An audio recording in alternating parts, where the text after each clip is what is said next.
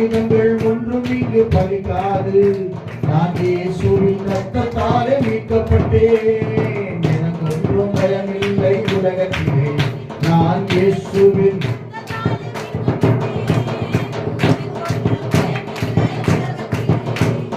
தங்கை இங்கு வீடு இன்றி போனாலும் பரலோகில் தங்கத்தாலே வீடு உண்டு. போனாலும் பரலோகில் தங்கத்தாலே வீடு